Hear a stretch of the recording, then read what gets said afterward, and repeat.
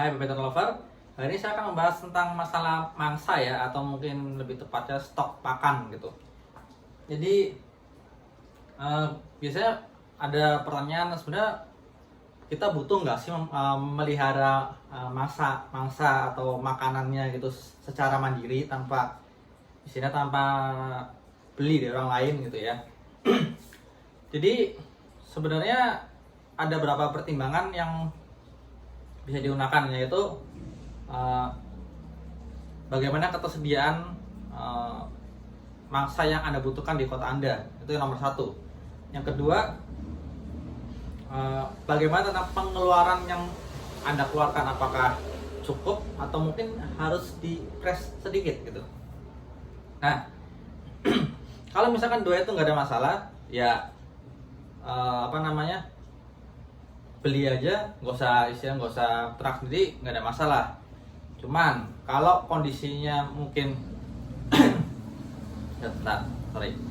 jadi kalau kondisinya misalkan Anda ketersediaan mangsa dari penjual tikus di kota Anda itu pas-pasan ya, itu otomatis sebaiknya Anda mulai berternak sendiri, atau mungkin gatel ya, makan manis. Jadi atau mungkin Anda lebih mau mengurangi pengeluaran, karena nggak bisa dipungkiri kalau ternak sendiri itu pengeluarannya lebih rendah, bisa sampai 2-3 kali lipat dibandingkan kalau kita beli mangsa sendiri gitu ya. Nah, resikonya Anda harus siap meluangkan waktu Anda, jadi yang harus Anda bisa istirahat santai, Anda masih harus ngasih makan si tikus, dan mungkin membersihkan sekitar 1 atau 2 minggu sekali, tergantung baunya gimana ya. Jadi ya nggak ada terlalu yang ini. Cuman kalau untuk saya, mungkin ada beberapa orang yang sudah tahu kalau saya mulai beternak mangsa sendiri, yaitu saya lebih fokus untuk beternak ASF untuk pakan pribadi badminton saya. Kenapa demikian? Yang pertama, saya bisa memberikan makanan terbaik untuk si tikus tersebut supaya mendapatkan nutrisi yang bagus. Karena nggak bisa dipungkiri, nutrisi yang saya berikan ke ASF yang saya pelihara itu bakal diserap oleh badminton koleksi saya, ya kan? Yang kedua, saya pernah mengalami hal nggak enak tentang ketersediaan tikus. Jadi musim 2020 kemarin, saya kewalahan mencari stok pakan yang akhirnya dari 9 betina hanya 5 yang berhasil bertelur, dan itu akibat nutrisinya agak kurang. Karena nggak bisa dipungkiri, asupan nutrisi itu sangat berpengaruh sekali terhadap perkembangan dalam pembentukan folikel si betina untuk calon telur gitu ya.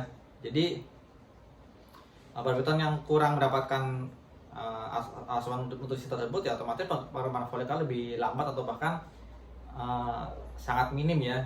Bisa dibilang dari 9 itu akhirnya saya fokuskan ke beberapa proyek yang paling utama, supaya perkembangan folikel lebih cepat dan bisa berproduksi di musim itu.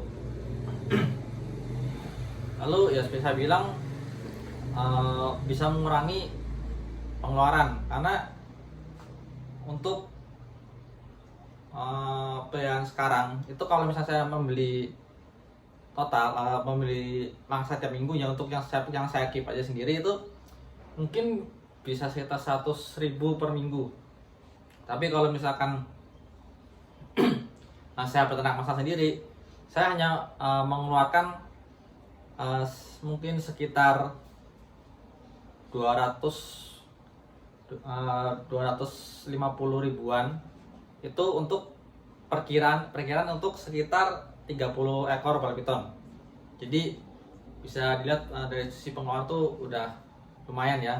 Itu cuma untuk yang saya keep aja ya, bukan yang untuk saya jual. Kalau saya jual, saya tetap menggunakan red, karena mencari ukuran red yang ukuran di bawah medium itu masih lebih mudah di sini, dan juga eh, apa namanya, saya masih harus mengutamakan red untuk yang dijual, karena ya supaya nggak calon pemilik baru nggak kesulitan gitu. Nah kadang apa namanya ya, kondisi ini ada yang bisa membuat beberapa mungkin penjual tikus agak takut, wah nanti pemasukannya berkurang apa segala macem gitu ya. Tapi sih ya sebenarnya kondisi ini mau nggak mau, karena nggak bisa dipungkiri kalau Anda sudah mulai fokus sebagai breeder, jadi Anda itu harus memikirkan bagaimana asupan nutrisi dari calon betina, atau mungkin apa namanya, kelangsungan asupan nutrisi untuk project musim tersebut gitu. Karena itu ya pengaruhnya besar sekali. Paling gitu aja. Jadi kalau misalkan di kota Anda nggak ada masalah dalam pasokan red, dan Anda nggak ada istilah nggak keberatan mengeluarkan pengeluaran mingguan sebanyak itu, ya nggak usah ternak, ya nggak ada masalah. Tapi kalau Anda ingin meminimalisir dan susah mencari apa namanya, kesediaan red untuk koleksi, apalagi yang sudah mulai breeding, sebaiknya Anda mulai ternak sendiri. Dan saya menyarankan untuk peternak ASF. Kenapa? Karena ASF ukurannya nggak terlalu besar, dan si Barbiton juga responnya jauh lebih bagus ya gitu. Jadi untuk pembahasan AFS sudah pernah saya bahas di beberapa video sebelumnya, bisa cek di playlist aja, ntar cari sendiri aja, saya sudah pernah bahas. Di intinya ya gitulah, nggak